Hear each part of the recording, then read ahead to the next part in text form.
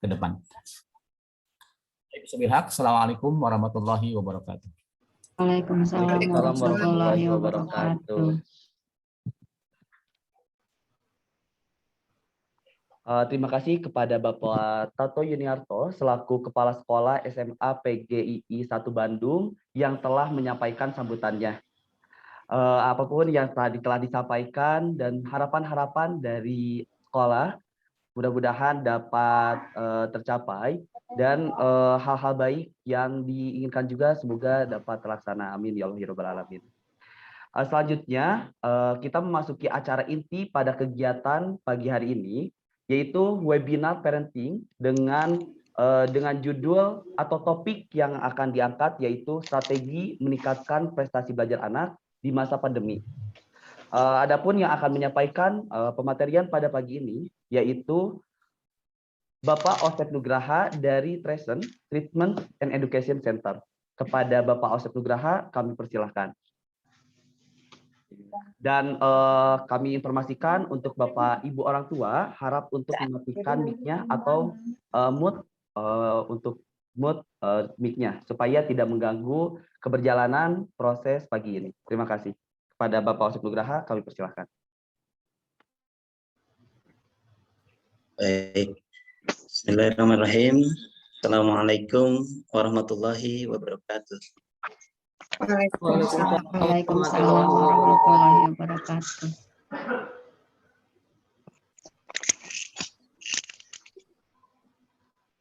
Bismillahirrahmanirrahim. Wassalatu wassalamu ala Rasulillah wa ala alihi wa sahbihi wa man. Asyhadu an la ilaha illallah wa asyhadu anna Muhammadar Rasulullah. Allahumma shalli ala Muhammad wa ala ali Muhammad. Puji dan syukur kita dihurungkeun di pasna. Alhamdulillah pada pagi hari ini kita bisa bermuajahah, kita bersilaturahmi Bapak dan Ibu. Mudah-mudahan silaturahmi kita silaturahmi yang membawa berkah bagi kita semua, terutama anak-anak kita dan masa depan mereka. Amin. Amin. Salam hormat dan ucapan terima kasih kepada Bapak Tato Yuniarto sebagai pimpinan di Sekolah PGII Bandung, juga jajarannya dari mulai Wakasek sampai Bapak Ibu Wali kelas. Alhamdulillah atas silaturahmi dan kerjasama pagi hari ini kita bisa menyelenggarakan parenting webinar yang insya Allah mudah-mudahan akan bermanfaat bagi kita dan anak-anak kelak. Bapak dan Ibu sekalian, ketika kita berbicara masa depan kita, masa depan anak-anak kita, maka kita harus mengetahui sampai di mana mereka perjalanan pendidikan mereka sekarang. Nah, ada yang ukurannya lokal sekolah, ada yang ukurannya daerah, bisa kalau untuk SMA langsung tingkat provinsi, ada yang nasional bahkan internasional. Nah, untuk ukuran internasional itu ada yang disebut dengan PISA. Itu singkatan dari Program for International Student Assessment.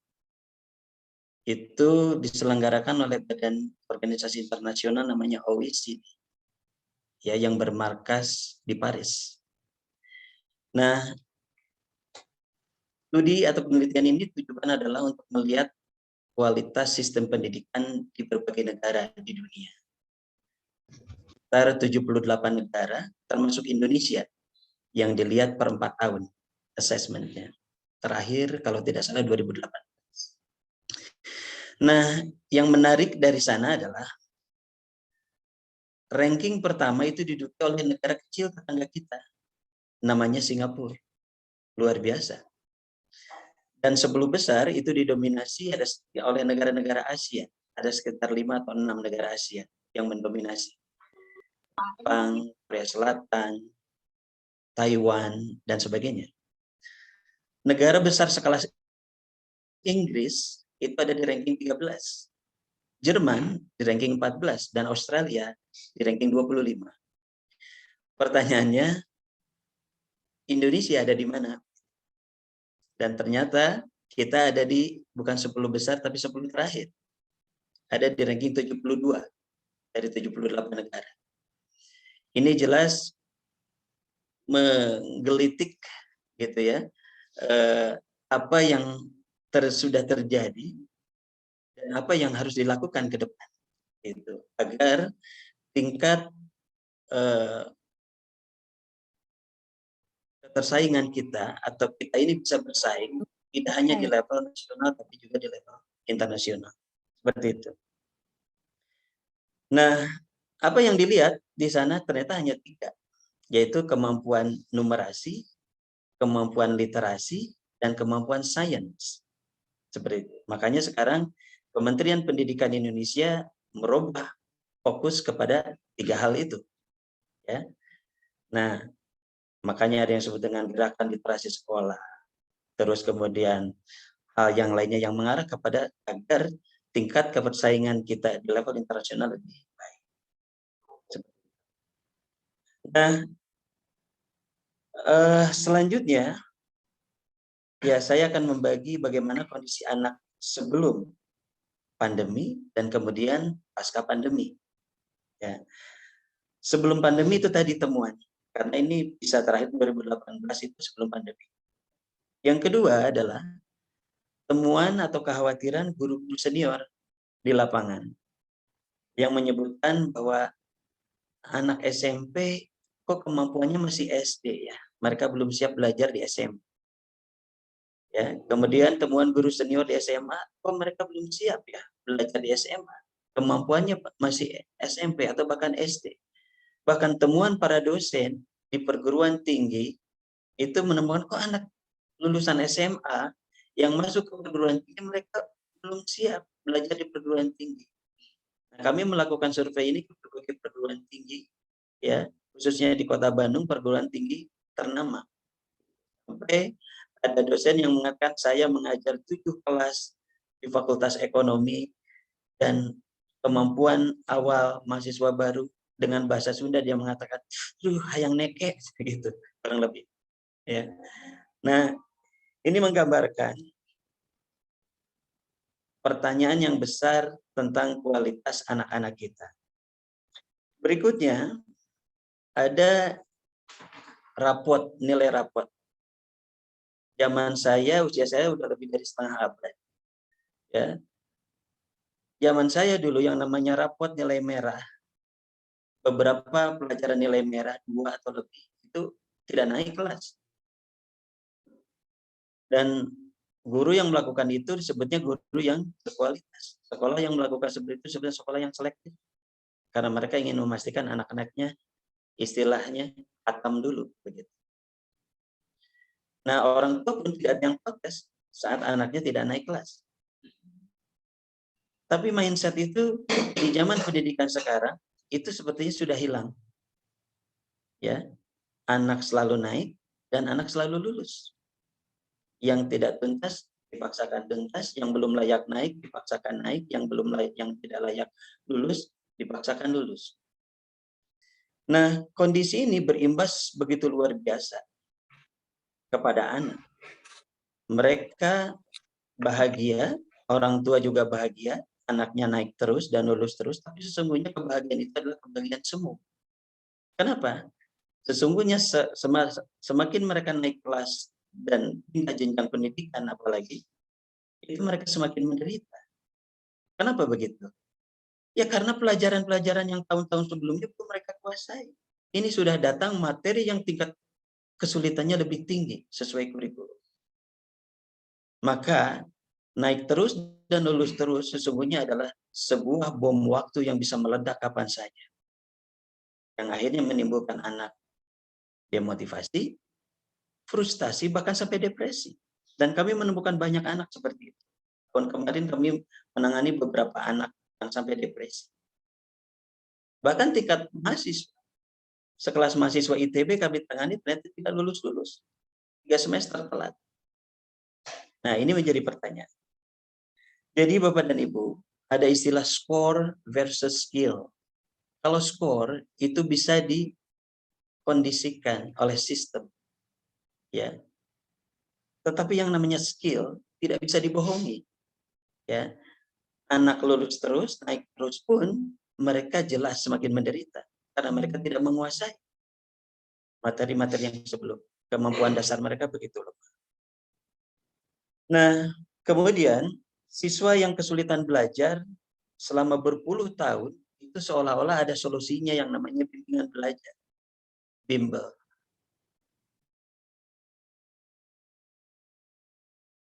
Kami dulu pelaku bimbel berpuluh tahun dan kami tahu lemahnya bimbel di mana. Ya, jadi anak pintar dimasukkan ke bimbel, itu bahkan anak itu pintar sebelum bimbel. Jadi yang berperan Bapak Ibu guru jadi sekolah. Nah, apalagi kalau bimbel ini diberikan kepada siswa yang tertinggal. Atau anak sekarang menyebutnya siswa error, katanya begitu. Anak error, siswa error secara akademik dimasukkan ke bimbel, itu hasilnya tetap error. Seperti itu. Ya. Nah, maka kami melihat bimbel baik offline, online maupun private itu belum menjadi solusi. Dan kami merasa perlu ada solusi baru. Ya. Nah, maka lahirlah kami dengan program baru, Trescent, Treatment and Education Center, hasil penelitian lebih dari 15 tahun, dan sekarang alhamdulillah sudah mendapatkan hak paten. Ya, orang-orang lebih mengenal kami sebagai RSA, bukan rumah sakit anak, tapi rumah sakit akademik. Karena polanya healing. Nah, itu kondisi anak sebelum pandemi. Bagaimana kondisi anak setelah pandemi? Masalah semakin bersih meter mobil. Dan terutama bagi yang siswa yang bermasalah, pandemi ini bukan hanya mengubah pola belajar, tapi juga pola hidup. Jam tidur berubah, jam main gadget lebih leluasa, lebih banyak. Jam tidur berubah, jam bangun pun berubah. Bagaimana dengan daya tahan belajar? Menurun. Bagaimana dengan minat belajar? Semakin menghilang, semakin turun minat belajar. Bahkan banyak di antaranya yang meminta untuk berhenti sekolah. Dan tahun kemarin kami menangani satu siswa dari Edu Global School yang sudah meminta izin secara resmi kepada orang tuanya untuk berhenti sekolah selamanya.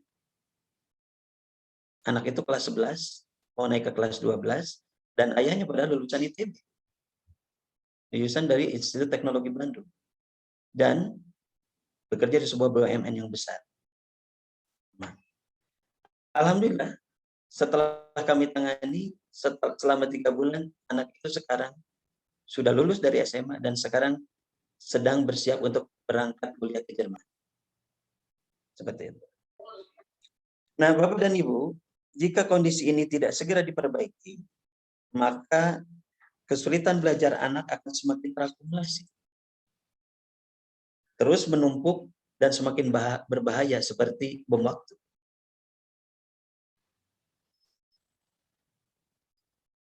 Nah, kami merasa penanganan kondisi anak seperti ini adalah insya Allah spesialisasi kami. Insya Allah kami siap untuk menjadi bagian dari solusi untuk masa depan putra, putri, Bapak dan Ibu yang lebih baik. Dan kami memang selalu berkolaborasi dengan lembaga-lembaga sekolah, khususnya sekolah. Baik, dari saya mungkin akan kita lebih enak kalau saling berbagi, gitu ya, saling memberikan tanggapan, saling bercerita tentang pengalaman dan putri. Barangkali dari Bapak dan Ibu ada yang akan berbagi pengalaman tentang bagaimana kondisi putra putrinya atau memberikan tanggapan, silakan, atau pertanyaan juga.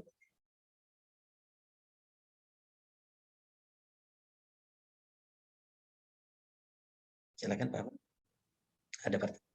Ya, kepada Bapak Ibu yang ingin langsung menanyakan, boleh langsung saja mengaktifkan mikrofonnya atau bisa melalui kolom chat, langsung bisa saja melalui kolom chat. Kami tunggu Bapak Ibu. pilihan-pilihan sudah adalah if you are truly hungry.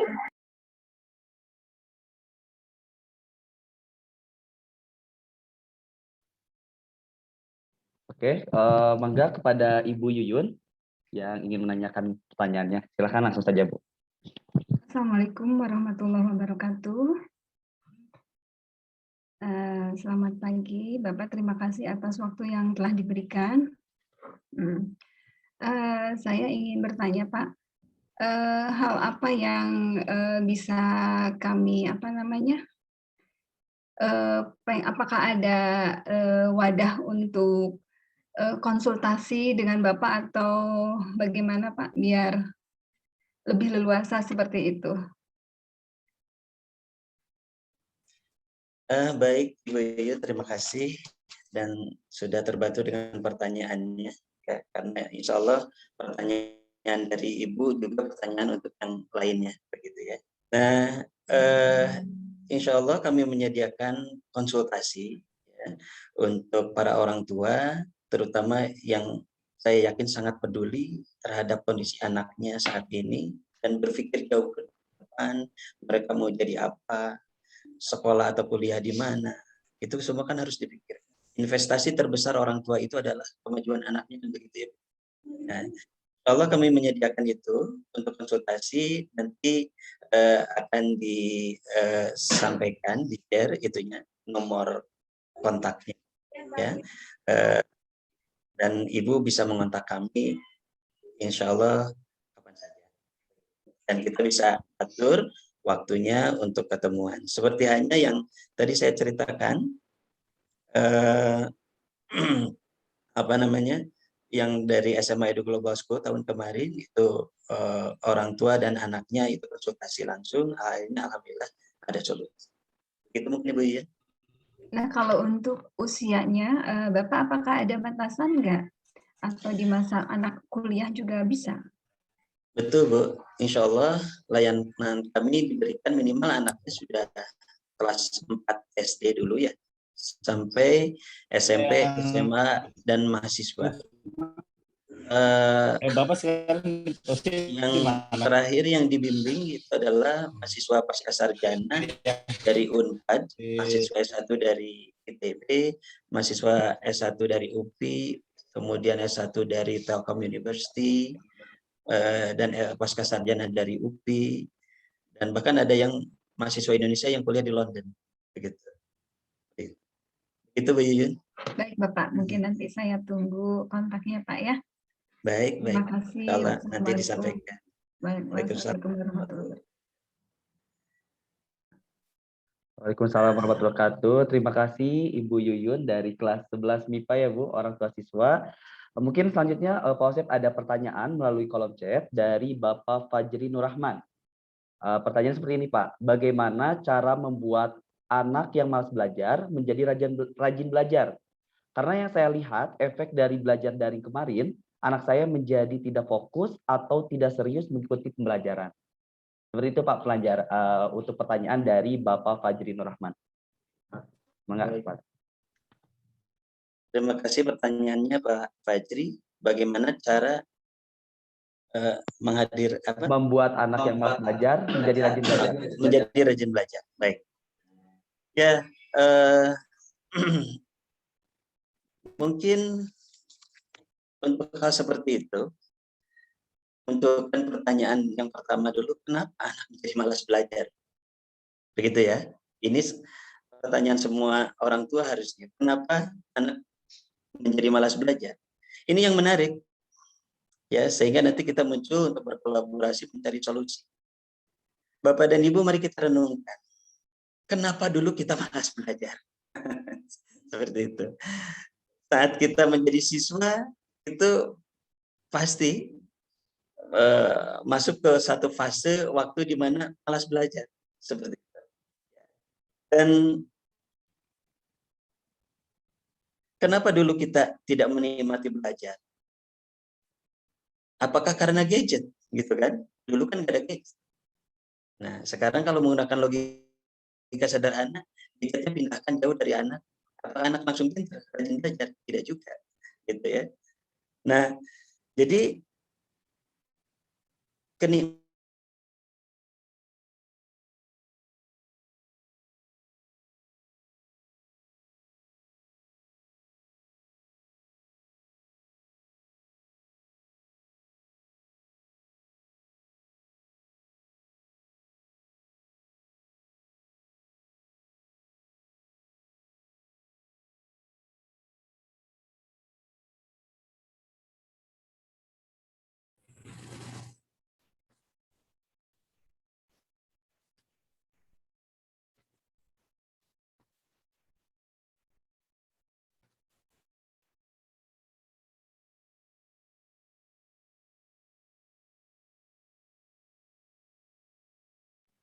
Mohon maaf sebelumnya, mungkin Bapak Ibu dari Bapak Osep terkendala sinyal. Kita tunggu sebentar dulu ya. ada lagi. Mohon maaf. Tes dulu ya suaranya. Suara saya terdengar? Mudah-mudahan terdengar. Ya maaf. Ini salah satu resiko online. Mohon dimaklumi. Ya, jadi kalau kita renungkan kenapa dulu kita kelas belajar. Padahal gadget juga belum ada. Jadi bukan karena gadget. Ya. Itu karena apa? Nikmatnya belajar itu, kenikmatan belajar itu sudah tercerabut dari pikiran kita. Pak Ahmad ada suaranya? Nah, bagaimana mungkin bisa anak bertahan lama belajar matematika, fisika, ilmu-ilmu ekonomi, bahasa Inggris, dan lain sebagainya, kalau rasa suka dalam belajarnya sudah hilang. Gitu. Jadi yang harus pertama dihadirkan ini adalah hadirkan kembali nikmatnya belajar dalam diri anak. Bagaimana dengan menasihati? Aduh, menasihati seperti apa? Memberi motivasi seperti apa? Kalau anak yang sudah hilang semangat belajar, itu masuk telinga kanan keluar telinga kiri. Tidak cukup dengan seperti itu. Ya. Tidak cukup kan kalau orang tua rata-rata memberikan nasihat dengan kata-kata kebalikan. Anak malas, jangan malas. Anak nakal, jangan nakal. Gitu kan? Anak tidak rajin belajar, selalu kata-kata kebalikan. Tapi yang harus diingat, nasihat seperti itu sudah mungkin ratusan kali didengar oleh anak-anak. Dan itu tidak cukup. Karena belum masuk ke solusi.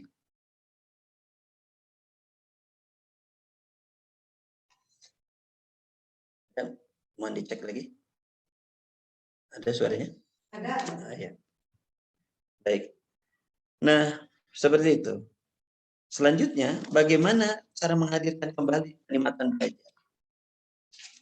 Dulu kami menganggap ini adalah hanya masalah-masalah akademis saja. Ya. Tapi ternyata bukan. Ya. Coba saja anak dikasih buku untuk belajar. Tidak tuh, anak tidak belajar. Gitu kan. Nah, jadi kami melihat ke sininya, oh ini bahkan sudah menyentuh pendekatan sudah masuk ke hal psikologis. Jadi pendekatan psikologis itu jauh lebih penting dan untuk ditanamkan sebelum diberi berbagai pelajaran. Nah, giring mereka untuk meyakini dan merasakan bahwa belajar matematika, fisika misalnya adalah mudah. Gitu. Sehingga muncul rasa rindu untuk belajar. Dan begitu ngebet, pengen mengerjakan soal-soal matematika misalnya. Mungkin ini bisa dilakukan. Nah, kami sudah melakukan berulang kali, ya, melakukan hal seperti ini. Ada satu contoh di sekolah Ashifa Subang. Itu ada anak yang kemampuannya sangat rendah dan sudah berefek terhadap psikologisnya. Dia sudah frustasi sampai akhirnya datangnya sekolahnya untuk sekolah di sana itu bukan untuk belajar. Dia bahkan menjadi preman kampus. Nah, sampai sudah berpuluh kali dipanggil oleh guru BK dan selalu seperti itu. Sampai akhirnya keluar surat peringatan kedua pertama, surat SP2 dan SP3 yang isinya jika dalam 2 bulan tidak menghentikan ngebully teman-temannya, maka dia akan dikeluarkan. Ternyata ayahnya seorang dosen di Medan, jadi anak Medan yang dibully anak Sunda. Nah, akhirnya kami tangani di sana. Nah, kami melihat ternyata, oh ini memang sumber masalahnya anak kemampuan akademiknya rendah. Begitu. Kemampuan akademiknya rendah, dan kemudian kami tangani, perbaiki kemampuan akademiknya. Gitu. Alhamdulillah, saat bulan pertama di awal, gitu, kami diagnosa mereka. Jadi kami mirip seperti sebuah rumah sakit kalau harus dianalogikan. Untuk mengecek, kami ada yang namanya tes diagnosa. Kami diagnosa dulu masalah-masalah belajar anak itu ada di mana, dan kami ketahuan. Kami mengetahui, akhirnya anak ini lemah. Kemampuan anak itu rendah sekali. Bisa dikatakan bahkan kemampuannya SD awal, seperti itu. Sementara dia sudah di SMP saat itu. Nah, kemudian kami tangani dalam 1 bulan itu luar biasa. Peningkatan semangat belajar anak meningkat berlipat. Dan kemampuan belajar anak pun meningkat besar. Ini cerita awal November sampai awal Desember 2019, sebelum pandemi.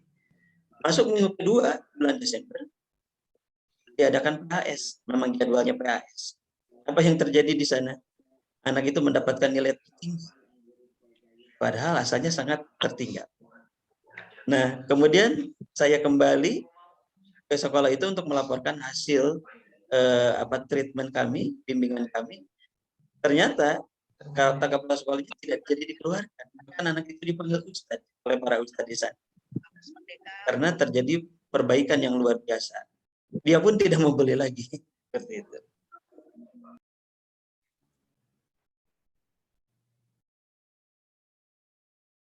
Oke.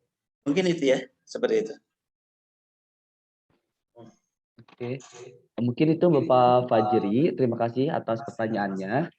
Selanjutnya ada pertanyaan dari kolom chat kembali, Bapak Osef. Bentar.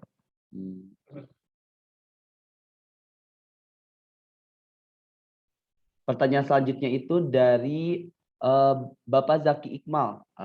Beliau menanyakan parameter apa saja yang mengisyaratkan bahwa anak sudah perlu konsultasi dengan ahlinya, Pak. Seperti itu pertanyaannya, Pak Osef. Mangga.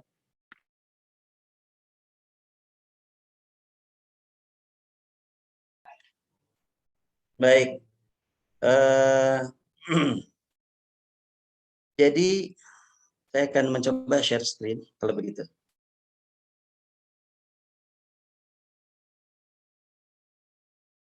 Ini bisa terlihat?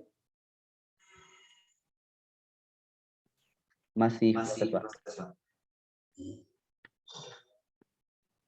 Sudah? Ya. Oke. Ya. Kalau kita berbicara dari hasil pembelajaran itu atau learning output, yang paling bagus adalah yang paling ideal 100%. Tapi memang jarang ya anak yang bisa mencapai 100% menguasai seluruh materi yang disampaikan oleh Bapak Ibu guru di sekolah.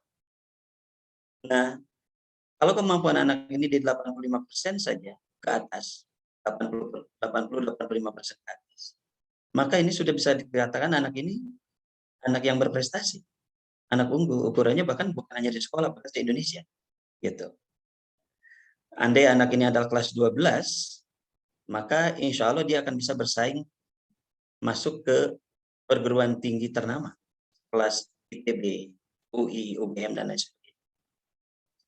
Minimal kemampuan anak itu ada di 55%. 55% ini belum unggul, tapi dia tidak akan kesulitan mengikuti pembelajaran di kelasnya sesuai kurikulum. Artinya dia memiliki kemampuan dasar yang cukup untuk menerima atau memahami materi sesuai kurikulum di kelas. Nah, tapi akan menjadi bermasalah dan banyak siswa yang ternyata kemampuannya di bawah 55%. Ada yang 40-an, ada yang 20-an, bahkan yang di bawah 10% itu sangat banyak. Nah, kalau anak kondisinya seperti ini, maka dia akan sangat kesulitan memahami materi sesuai kurikulum di kelasnya. Gitu. Saya kasih contoh. Nah, ini salah satu temuan masalah. Ada kelas 10 sebelah kiri, ada kelas 11 sebelah kanan. Anak kelas 10 bahkan dia masih kesulitan menghitung hal yang seperti ini. Ini kan operasi bilangan bulat. Penjumlahan, pengurangan, masih belum bisa dia. Masih bingung antara konsep negatif dan positif. Padahal di kelas 10 mereka harus belajar trigonometri. Di kelas 11 misalkan, yang sebelah kanan kita lihat. Ini kan pecahan. Pecahan ini kan sangat dasar. Di SD mereka harus bisa belajar seperti ini. Kelas 11 mereka harus belajar yang namanya limit. Ada konsep hitung-hitungan namanya limit di kelas 11. Bagaimana mungkin mereka bisa belajar memahami limit, memahami trigonometri, memahami aljabar, kalau konsep pecahan saja tidak bisa? Artinya apa? Terlalu jauh untuk mereka kuasai kalau kondisinya seperti ini. Nah, ini maka yang disebut dengan kondisi anak yang bermasalah. Jadi kalau kita memunculkan yang namanya sakit, ada sakit fisik, sakit medis, ada yang namanya sakit psikis. Nah, ini kalau lihat seperti ini sakit medis, sakit akademis, begitu kurang lebih gitu ya. Nah, maka hal yang seperti ini kalaupun anak dibawa ke bimbel misalkan kelas tambahan susah karena kondisinya terlalu jauh tertinggal. Bimbel kalau diberikan kepada anak yang tinggal jauh seperti ini bukan nambah prestasi tapi nambah frustasi, akhirnya depresi mereka gitu ya. Oke, nah sekarang bagaimana apa yang dilakukan oleh kami? Nah ini kami bisa mendiagnosa. Jadi kami analoginya seperti rumah sakit, kami bisa mendiagnosa dan insya Allah kami bisa memberikan juga proses pemulihan, penyembuhan. Jadi ada tes diagnosa akademik, ada konsultasi belajar seperti tadi pertanyaan dari Ibu Yuyun. Kemudian kami juga memberikan treatment. Nah, tes diagnosa ini berbeda dengan psikotes. Psikotes itu sifatnya informatif, gitu kan? Hanya memberikan informasi tentang IQ anak berapa, terus gaya belajar dominan anak ada di mana. Tapi psikotes tidak bisa membongkar di mana letak masalah belajar anak. Nah, tes ini bisa membongkar apa yang menjadi permasalahan belajar anak. Termasuk apakah anak tersebut salah konsep atau ceroboh, itu akan terlihat dari tes ini. Jadi tes ini insya Allah sangat akurat untuk melihat permasalahan belajar anak dan akhirnya berujung kepada bagaimana solusinya untuk meningkatkan kemampuan mereka agar mereka bisa menjadi siswa yang lebih baik lagi. Nah, tes diagnosa ini seperti saya katakan tadi akan bisa melihat kemampuan real anak dan hambatan belajar anak baik dari aspek psikologis maupun aspek ukurannya apa? Seperti tadi, kalau kemampuan anak itu 55% ke atas, bisa dikatakan anak itu aman. Ya. Tapi kalau ternyata hasil tes diagnosa kemampuannya di bawah 55%, artinya dia kemampuan dasarnya lemah. Dan dipastikan akan kesulitan mengikuti atau menguasai atau memahami pembelajaran di kelas. Nah, yang seperti ini wajib ikut treatment. Harus di treatment. Seperti itu. Nah, contoh tadi yang ngebully teman-temannya tadi, di Ashifa Subhan itu kemampuannya hanya 15% saja. Jadi jauh sekali di bawah 55%. Alhamdulillah setelah 1 bulan menjadi 70%. Seperti itu. Nah, tapi memang setiap anak itu tidak sama, gitu ya, kecepatan belajarnya. Ada yang 1 bulan langsung kelar, ada yang 2 bulan, ada yang 3 bulan. Nah, program kami untuk treatmentnya itu maksimal 3 bulan. Ya. Nah, jadi treatmentnya ini maksimal 3 bulan, 1 sampai 3 bulan, dan kita akan melihat progres anak per bulan. Nah, di sini ada aspek psikologis, ada aspek akademis, dan juga ada aspek evaluasi. Nah, setiap bulannya itu ada 20 pertemuan. Nah, 20 pertemuan dibagi 4 minggu, itu 1 minggunya kurang lebih ada 5 pertemuan. Nah, di sana ada yang namanya pendekatan psikologis dan pendekatan akademis. Kita satukan menjadi satu. Dan hasilnya luar biasa. Ini kalau kita berbicara pendekatan psikologis, itu namanya ilmu psikologi itu sangat luas. Karena seperti ilmu kedokteran. Makanya dibagi-bagi, ada spesialis anak, spesialis jantung, spesialis kulit kelamin, dan sebagainya. Nah, ilmu psikologi juga sama. Nah, kalau untuk anak urusan belajar, itu ada yang namanya psikologi pendidikan. Nah, makanya kami menangani bahkan anak-anak psikolog aja datang ke kami. Kenapa? Karena psikolog memang menangani hal-hal dari sisi mental. Sementara kalau urusan psikologi, inti masalah anak sekolah itu adalah urusan akademisnya. Nah, tapi memang sudah menyentuh urusan psikologis. Jadi kami gabungkan menjadi satu. Seperti itu.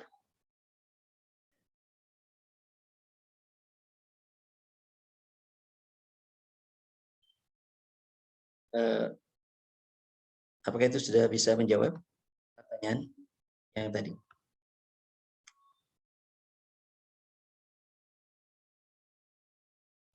Nah, saya memberikan contoh yang lain.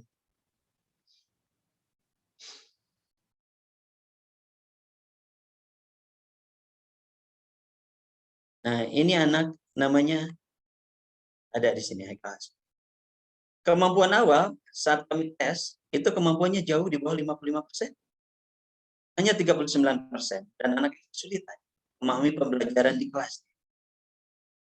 Kami berikan bimbingan berupa treatment, kami menyebutnya treatment, 1 bulan luar biasa. Dari 39 menjadi 91%. Nah, tapi memang setiap anak tidak sama. Ada yang harus 2 bulan. Ada yang harus lebih. Nah, contoh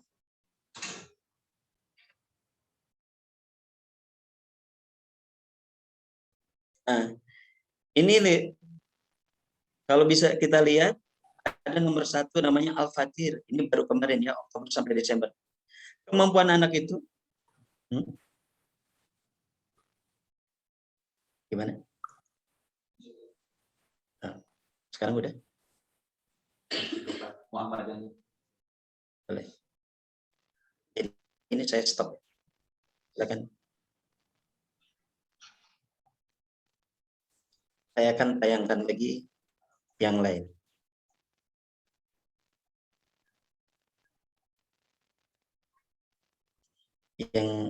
Yang tadi belum muncul.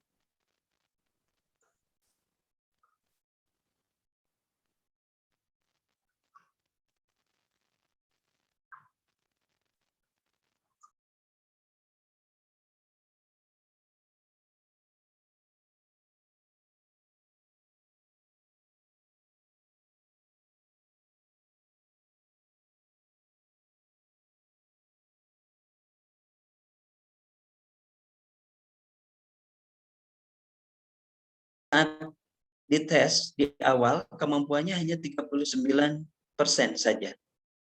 Artinya jauh di bawah 55% dan anak ini kesulitan mengikuti pembelajaran di kelasnya. Kemudian mengikuti treatment 1 bulan, ya, dari mulai November anak ini ke Desember kemarin, baru selesai hari Sabtu lalu. Itu luar biasa peningkatannya, menjadi 91. Artinya materi di kelasnya bahkan sudah dikuasai hampir semuanya. Gitu. Padahal kelas sekarang baru semester ganjil. Mohon ditayangkan yang kedua. Nah, setiap anak itu tidak sama kecepatan belajarnya. Ada yang memang cepat, ada juga yang sedang saja, ada juga yang agak lambat. Dan itu tidak masalah Bapak dan Ibu. Ya. Karena hanya berbeda di lamanya waktu saja.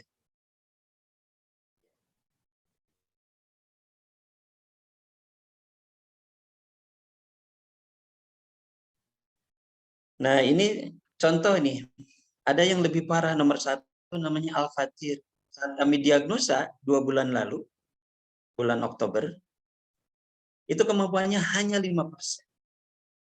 Kemudian kami bimbing 1 bulan, alhamdulillah terjadi peningkatan 46%. Apakah sudah selesai? Belum, karena dia masih di bawah 55%. Target pertama itu harus 55% dulu, agar tidak kesulitan untuk pembelajaran di kelas. Alhamdulillah, setelah masuk ke bulan kedua, selesai hari Sabtu lalu, anak ini sudah hampir 70%. Ya. Ada lagi yang lainnya di sini, ya, ada yang 1 bulan langsung kelar, ada yang 2 bulan. Dekat kamu pergi sama bulan apa enggak? Contoh di sini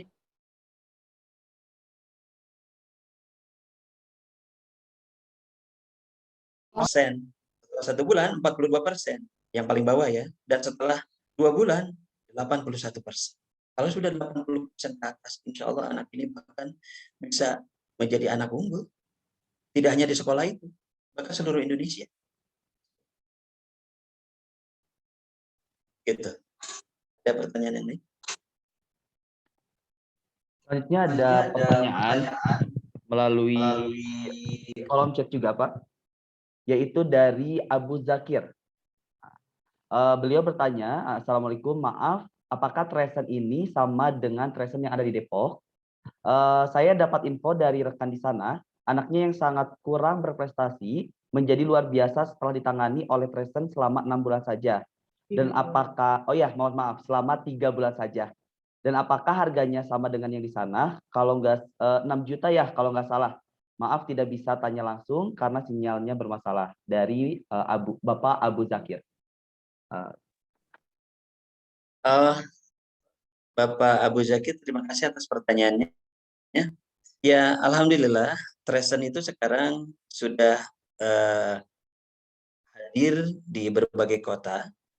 Salah satunya selain Bandung, itu ada di Depok, di Bogor, di Subang, di Bekasi, kemudian di Tasik, di Ciamis, bahkan sampai menyeberang. Menyeberang ada di Mataram, ya, NTB, juga ada di Makassar, dan insya Allah sebentar lagi di Balikpapan. Nah, ya alhamdulillah,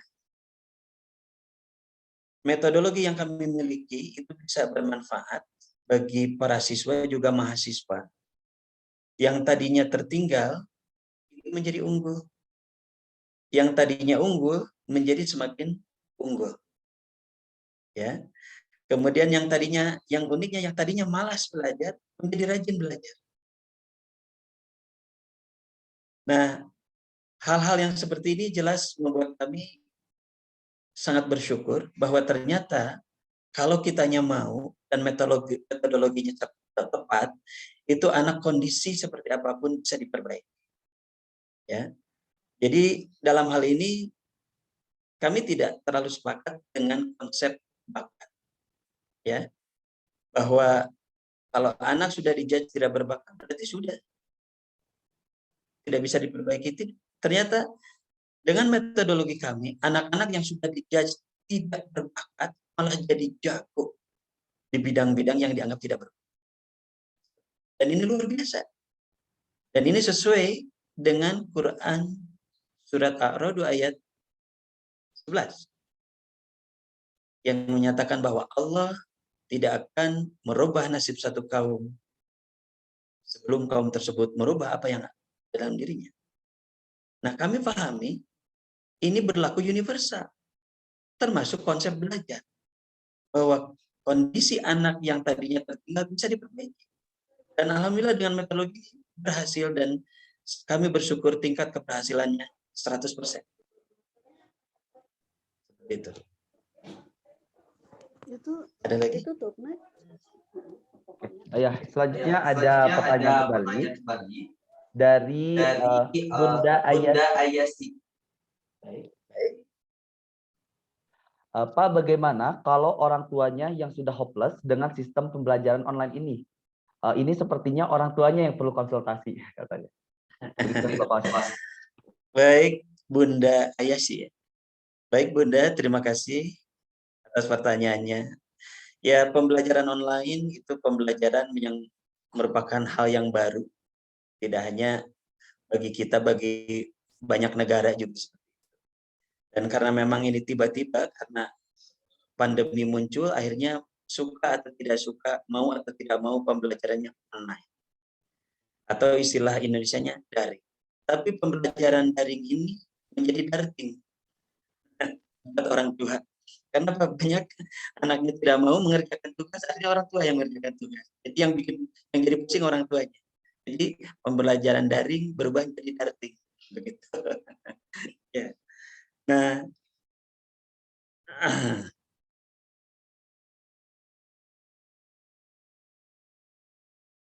Dengan belajar online ini. ya, belajar kalau tidak hanya anak, bahkan orang tua yang menjadi hopeless ya, dengan kondisi seperti ini.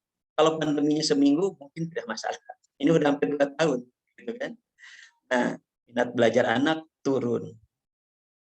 Dan bahkan mereka ingin berhenti sekolah. Banyak tuh ya. Nah, Bunda, juga Bapak Ibu orang tua yang lainnya, insya Allah tidak usah khawatir. Ya, metode ini insya Allah bisa memulihkan kondisi anak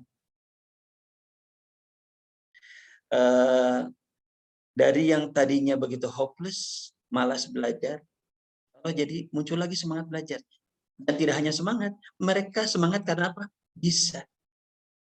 Kan Allah akan menganugerahkan semangat belajar yang lebih tinggi kepada anak atau siswa atau individu yang memang bisa. Tapi kalau tidak bisa, nah itu jadi kebalikannya. Jadi demotivasi, menjadi frustasi, bahkan sampai depresi. Dan kami sudah menemukan beberapa anak yang sudah dikategori seperti itu. Alhamdulillah. Contoh yang tadi itu, yang dari Edu Global School, itu sudah datang ke kantor kami, dia dalam kondisi pandangan sudah kosong. Orang tuanya bersemangat. Nah, orang tuanya mengatakan, alhamdulillah Pak, anak saya ini puasa Senin Kamisnya tidak pernah tertinggal. Sholat duhanya pun tidak pernah tertinggal. Selalu izin ke ustadznya kalau di sekolah. Hanya saja semangat belajarnya sudah hilang. Sampai akhirnya sholat duhanya pun jadi baru kembali ke kelas setelah 3 jam. Masa sholat duha sampai 3 jam kan? Tidur di masjid ya, di musolanya. Nah ini alhamdulillah ketika ditanya apa cita-cita, anak ini nggak ada. Nggak punya cita-cita. 1 bulan kami bimbing, anak ini udah lebih sumringah. Karena kemampuannya awalnya dari 18%, 13% ya kalau nggak salah, naik jadi 61% dalam 1 bulan. Ketika ditanya cita-cita, mau ke Akmil. 2 bulan naik lagi jadi 80 sekian persen, 86 kalau nggak salah. Ketika ditanya cita-cita, lebih sumringah lagi, Akmil atau ke Jerman. Karena kakaknya memang di Jerman kuliahnya. Setelah 3 bulan kemampuan dia 92%. Dia dengan semangat mengatakan, saya mau ke Jerman. Dan sudah ikut kemarin tes, ada tes seleksi. Gimana tes seleksinya? Bisa. Banyak sekali soalnya soal hitung-hitungan. Gitu. Dan saya bisa, hanya beda bahasa saja. Gitu.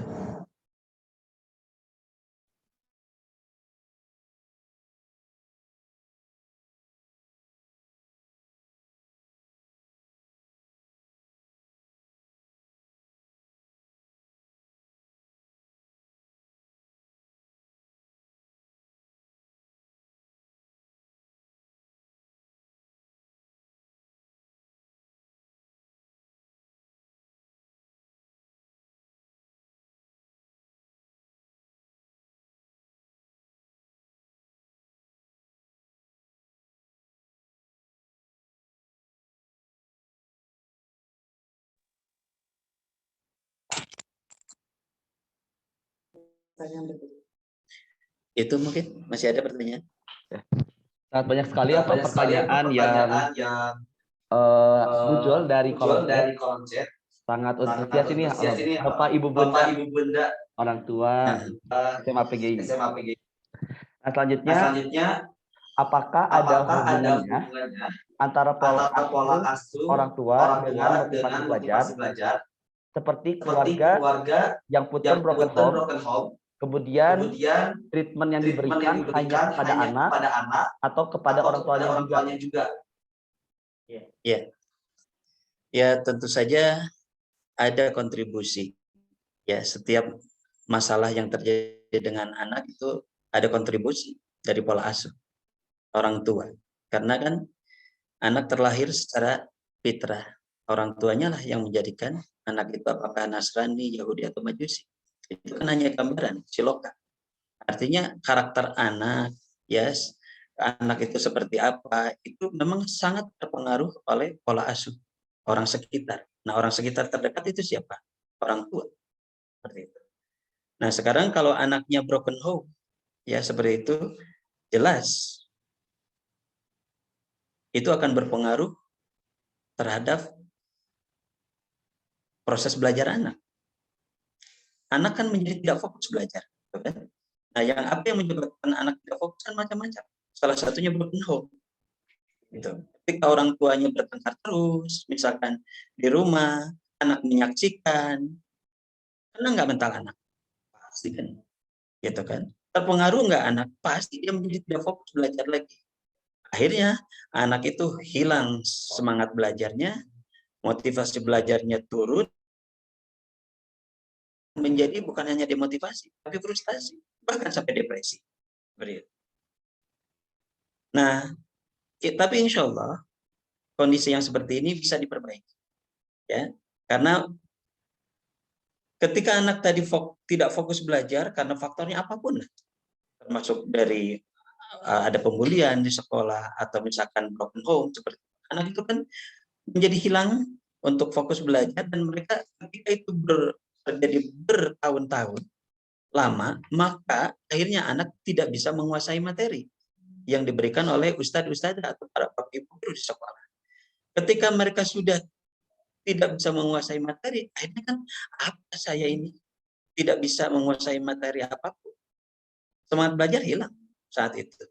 Awalnya dari mana? Tadi kalau kasusnya yang dari pertanyaan ini, broken home tadi. Nah, insya Allah kondisi anak yang seperti ini bisa diperbaiki. Karena inti masalah belajar anak di sekolah itu adalah dalam hal belajarnya. Gitu. Ya. Jadi kalau ini yang tidak dimiliki oleh para psikolog. Kalau psikolog kan hanya ke mentalnya saja. Tapi urusan proses belajar anak kesulitannya di mana, psikolog tidak tahu. Gitu. Nah, kami bisa mengetahui sampai di mana letak kesulitan belajar anak. Nah, insya Allah ini bisa diperbaiki, Bunda. Ya. Nah, tentu akan lebih baik jika orang tuanya juga kemudian membuka komunikasi dengan kami dalam bentuk konsultasi. Sehingga ini akan menjadi semakin beriringan, tidak hanya antara kami dengan sekolah dan siswa, tapi juga orang tua juga membuka diri untuk bagaimana ini strategi untuk mengembalikan atau memulihkan kondisi anak agar masa depan mereka menjadi semakin seperti itu. Ada lagi, Pak? Masih ada, Pak.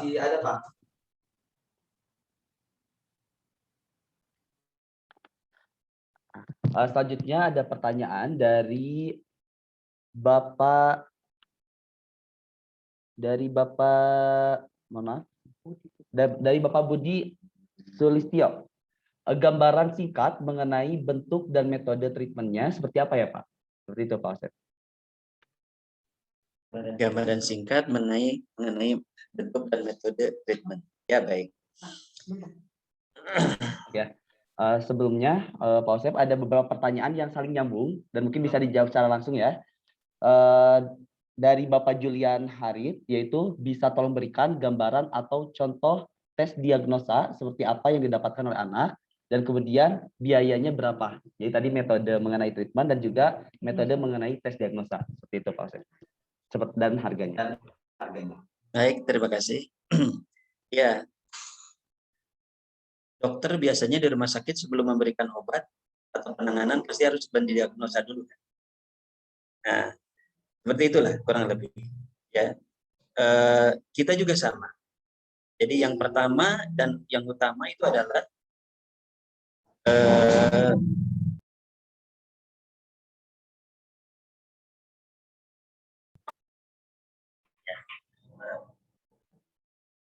mohon maaf ada noise.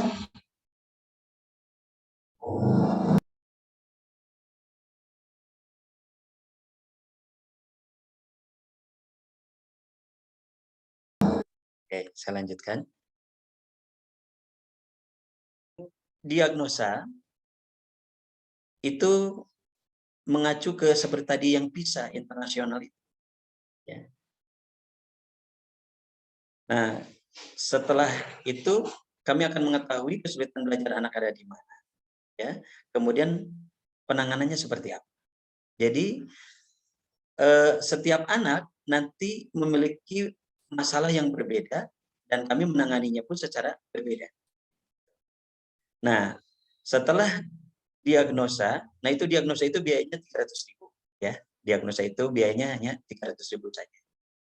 Nah, setelah diketahui permasalahannya di mana, masuklah ke program pemulihan atau kami menyebutnya treatment. Atau kalau di rumah sakit medis kan menyebutnya rawat. Ada yang harus rawat inap, bahkan ada yang harus rawat ICU. Ya. Nah, program kami intensif, ya seperti yang disampaikan tadi. Dalam program kami itu 1 sampai 3 bulan. Tapi kami melihat progres anak itu per 1 bulan. Gitu. Nah, setiap 1 bulan itu ada 20 tatap muka, ya dibagi 20 dibagi 4 minggu, berarti 5 tatap muka setiap minggunya dengan durasi 1,5 jam atau 90 menit. Sehingga keseluruhannya dalam 20 pertemuan itu kali 1,5 jam berarti 30 jam totalnya. Nah, setiap program 30 jam itu kemudian kami akan lihat progres anak. Nah, apa yang kami berikan di sana selama proses treatment itu, Bapak dan Ibu, Ayah Bunda sekalian, ini berbeda. Jadi jangan membayangkan adanya proses pembelajaran guru mengajarkan materi di papan tulis. Enggak ada yang seperti itu. Ya. Di 20 pertemuan itu, tatap muka itu, kami memberikan penanganan dengan 2 pendekatan, yaitu pendekatan psikologis dan pendekatan akademis. Seperti itu. Nah, pendekatan psikologisnya ada psikologis mingguan, ada harian. Seperti itu. Nah, yang psikologis mingguan itu ada seminggu sekali. Di awal pertemuan minggu pertama, di awal pertemuan minggu kedua, kemudian di awal pertemuan minggu ketiga, dan di akhir setelah mereka post test. Tujuannya apa? Itu seperti yang tadi saya katakan, yang pertama dan utama itu mengembalikan harapan, semangat belajar anak. Pendekatan psikologis ini penting sekali. Anak yang kondisinya sudah seperti itu pasti semangat belajarnya sudah sangat rendah, bahkan hilang. Ini pekerjaan utamanya di sini.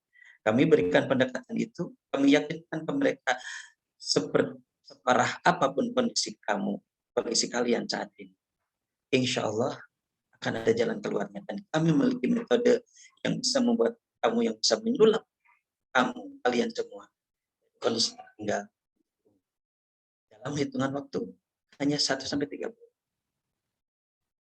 Nah, kami sampaikan ya berbagai hal, termasuk ayat Al-Quran yang tadi. Makanya pendekatan psikologi kami menggunakan psikologi Qurani, insya Allah.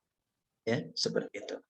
Jadi, kamu sudah dijudge tidak berbakat oleh psikotes, nggak usah khawatir, bisa diperbaiki kok. Gitu kan? Saya cari, ya di daerah itu di Tasikmalaya ada satu anak yang rankingnya terakhir, anak kelas 11 lagi.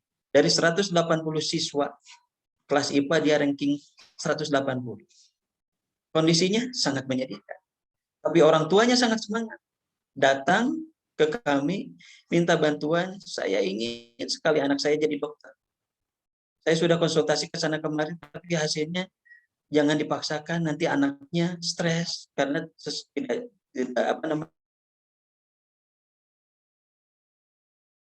tidak berbakat. Saya sangat menginginkan itu. Dari sisi biaya tidak ada masalah. Gitu. Akhirnya kami bimbing, kelas 11 itu apa yang terjadi? Luar biasa. Lemahnya anak itu. Jangankan di kelas 11 belajar limit, misalkan, atau trigonometri, perkalian saja tidak bisa. Ya. Pecahan saja tidak bisa. Kami bimbing, singkat cerita, naik ke kelas 12, anak itu sudah pinter, sudah pulih. Singkat cerita, selesai kelas 12, anak itu daftar SBMPTN ke Fakultas Kedokteran Universitas Padjadjaran. Singkat cerita lagi, Sehari sebelum pengumuman online, anak itu datang lagi ke kami, memberikan nomor peserta SBMPTN. Intinya apa? Besok hari pengumuman tolong dilihatin. Saya tidak siap secara mental, setelah kerja keras selama ini ternyata masih nggak bisa juga. Jadi nggak diterima maksudnya. Akhirnya besoknya pengumuman online, kami buka laptop, kami masukkan nomor peserta anak itu. Anak itu namanya Fatimah. Apa yang tertulis di sana di pengumuman? Selamat Fatimah, diterima di Fakultas Kedokteran Universitas Padjadjaran Bandung. Merinding kami. Anak sudah dinyatakan tidak berbakat, diterima di Fakultas Kedokteran. Dan itu tidak sendiri, berenam. Kan anak itu biasanya nggak cari geng dengan teman senasib kan? Gitu. Kalau yang tertinggal biasanya cari gengnya teman senasib yang tertinggal lagi. Error semua itu yang berenam. Ada yang diterima di UGM, ada yang diterima di UI dan lain sebagainya. Alhamdulillah dan anak itu sudah menjadi dokter. Begitu, Bapak dan Ibu.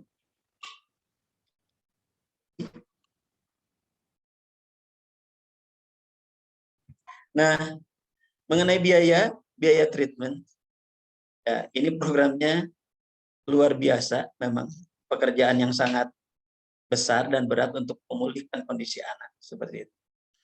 Untuk tes diagnosa 300.000. Nah, untuk treatment itu biayanya 6 juta per bulan. Ya. Dan alhamdulillah sampai saat ini orang tua itu padanya tidak berpikir uang, tapi berpikir bagaimana anak itu bisa pulih dan maju seperti itu. Ya, karena berbagai kondisi. Ya.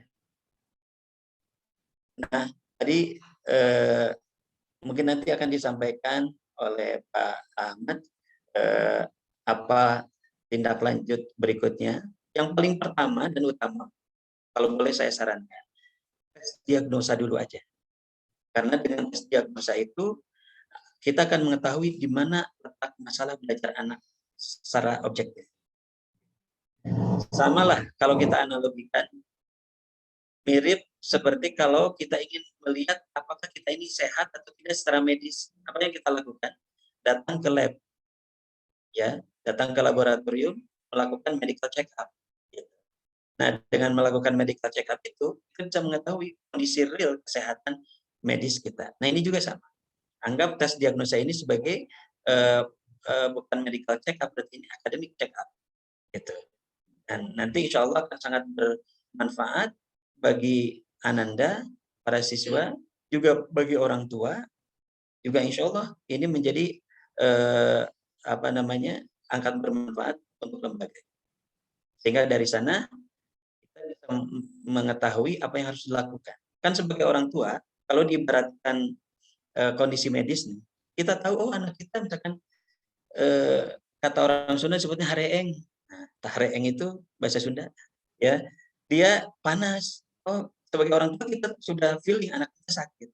Tapi sebagai orang tua kita tidak tahu sakitnya sebenarnya sakit apa, apalagi cara mengobatinya. Yang terbaik adalah dibawa ke rumah sakit. Nah, di rumah sakit tidak langsung dikasih obat. Pasti dokter akan melakukan tes diagnosa. Nah, itu yang kami lakukan tes diagnosa. Dari sana setelah keluar hasil, oh anak kondisinya seperti ini, berarti penanganannya seperti ini. Anak yang itu masalahnya seperti itu, berarti penanganannya seperti itu. Jadi beda-beda. Nah, nanti saat treatment itu kalau berkelompok, ya misalkan tepatnya nanti di SMA PGI itu maksimal 20 siswa dalam satu kelas. Tapi 20 siswa ini tidak mendapatkan treatment yang sama.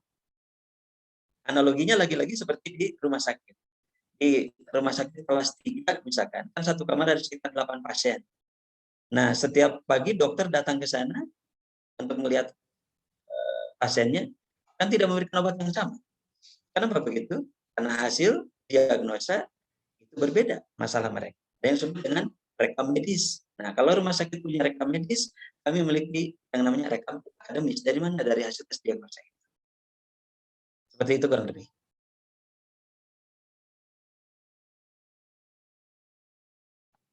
Baik, terima kasih Bapak Osep.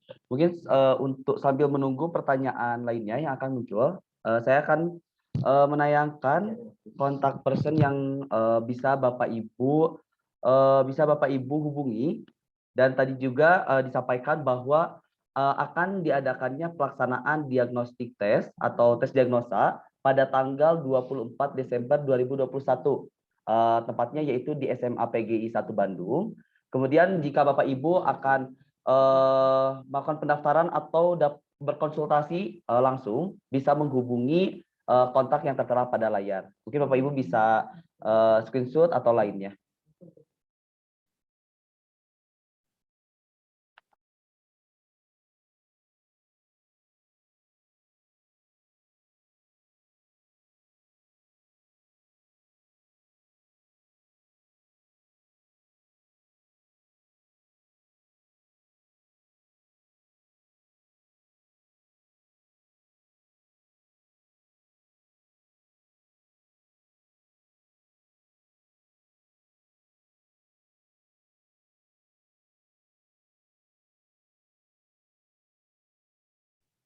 Dan selanjutnya, jika Bapak Ibu orang tua yang ingin menanyakan pertanyaan secara langsung, boleh langsung saja menyalakan mic-nya atau langsung mengetik atau mau chat di kolom chat yang tersedia di Zoom ini. Kami tunggu Bapak Ibu.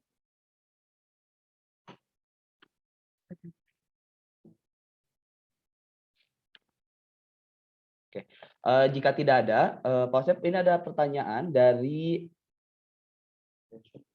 dari Bapak Juli. Apakah program Tresan ini bisa menangani anak yang disleksia? Dan juga pertanyaan dari Ibu Anita, apakah program ini bisa untuk anak yang berkebutuhan khusus? Seperti itu, Bapak Osep.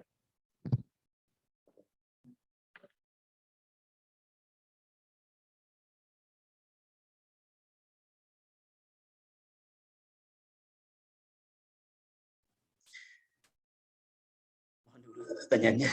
Ya, apakah program Tresan ini bisa menjadi program atau cocok digunakan untuk anak yang disleksia Dan berkebutuhan dan khusus. berkebutuhan khusus? Terima kasih, pertanyaannya sangat baik, Pak. Untuk anak-anak yang berkebutuhan khusus atau disleksia itu kami terus terang bukan ahlinya. Jadi mohon maaf, kami tidak bisa menangani anak-anak yang berkebutuhan khusus yang seperti itu.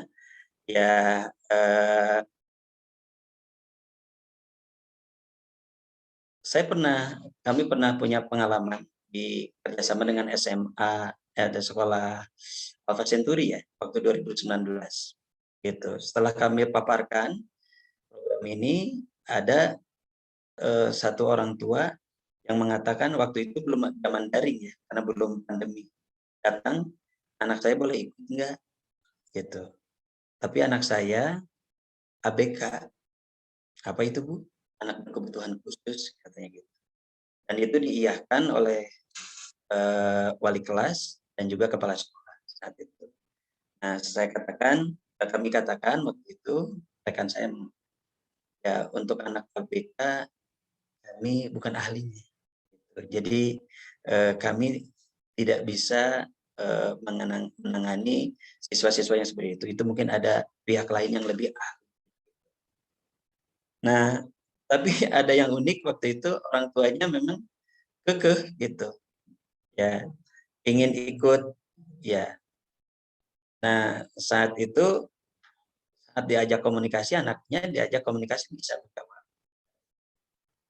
Kami katakan, ya kalau memang ibu keke mau boleh, tapi tidak ada klausul 100% uang kembali.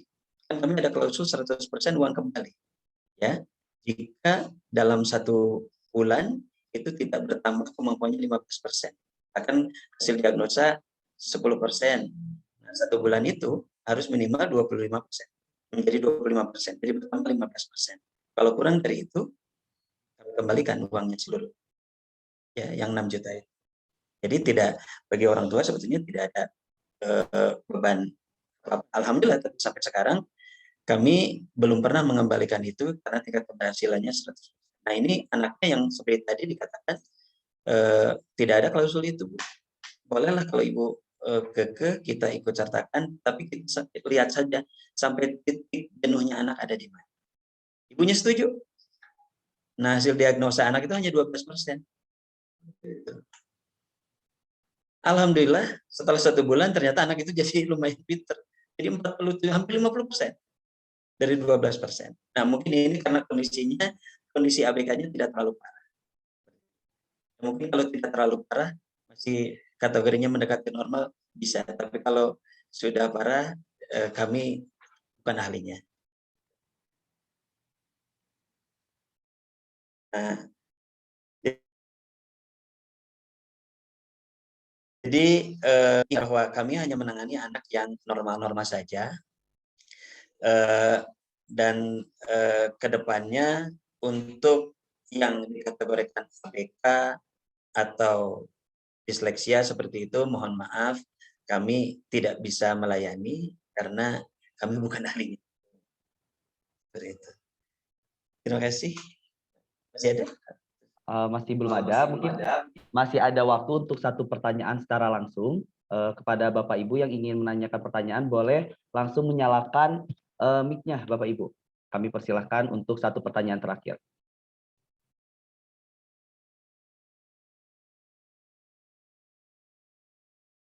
Oke, bagaimana Bapak Ibu? Apakah ada yang ingin ditanyakan secara langsung?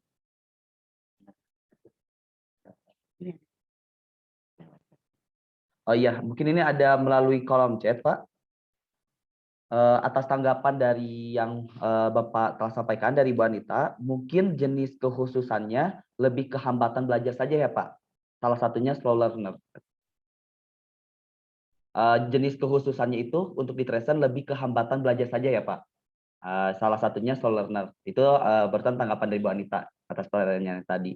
Kemudian mungkin dari Ibu, mohon maaf Bapak atau Ibu Winarto, bagaimana cara mengetahui indikator presentase atau metode apa katanya? Itu mungkin pertanyaan terakhir ya untuk pagi hari ini di webinar parenting pada pagi ini. Ya, baik. Jadi di tes diagnosa itu nanti kami memberikan serangkaian soal, ya. Itu ada sekitar 100 soal dan semuanya esai. Jadi tidak ada yang namanya pilihan ganda. Nah, soal-soal ini itu yang bisa menggambarkan kondisi anak, ya, kemampuan anak, daya analisa anak sampai di mana itu dekat. Nah, kenapa harus esai? Juga di sana bisa diketahui bagaimana pola pikir anak itu dituangkan dalam bentuk langkah-langkah dari jawaban mereka. Maka kami bisa mengetahui. Nah, muncullah persentase gitu. Tanya ada sekitar 100 soal. Maka sangat mudah kan membukanya. Seperti itu. Ya, yang tadi dari Ibu Anita Pak, jenis kekhususannya lebih ke hambatan belajar saja Pak. Apakah salah satunya slow learner? Betul. Ya, jadi kita fokus pada pemulihan kemampuan belajar anak dan motivasi belajar anak di sini. Nah, motivasi belajar anak akan meningkat kalau kemampuan belajar anak kita ikut meningkat. Ya, motivasi belajar anak itu agak susah untuk meningkat kalau tidak disertai dengan tidak diiringi dengan kemampuan belajar anak yang lebih baik. Seperti itu. Ya.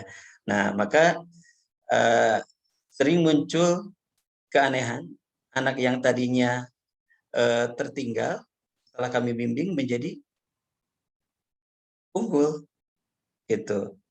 Anak yang tadinya unggul menjadi semakin unggul. Bahkan anak yang tadinya tertinggal itu bisa mengejar anak yang sudah berprestasi, teman yang sudah berprestasi, bahkan bisa melampaui, gitu. Dan ini terjadi berkali-kali, ya, sering kali terjadi seperti itu di berbagai sekolah. Jadi alhamdulillah program ini bisa tidak hanya memulihkan, tapi juga meningkatkan kemampuan juga motivasi belajar anak dan menstabilkan semangat Itu.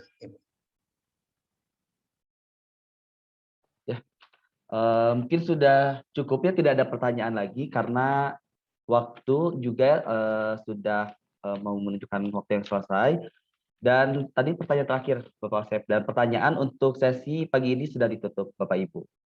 Dan jika Bapak Ibu yang perlu pertanyaan langsung nanti bisa menghubungi ya atau berkonsultasi kepada nomor kontak yang tadi telah ditayangkan. Mungkin saya akan tayangkan kembali. Nah, Bapak Ibu bisa menghubungi kontak-kontak di bawah ini ya. Dan kemudian kami menginformasikan kembali bahwa akan adanya pelaksanaan diagnostik tes yaitu pada tanggal 24 Desember 2021 di SMA PGII 1 Bandung. Dan kami perlu informasikan bahwa untuk pelaksanaan diagnostik tes ini untuk pendaftaran sendiri ditutup pada tanggal 23 Desember. Mungkin dari Bapak Osep apakah ada yang ingin disampaikan sebagai penutup mungkin Pak? Dipersilahkan.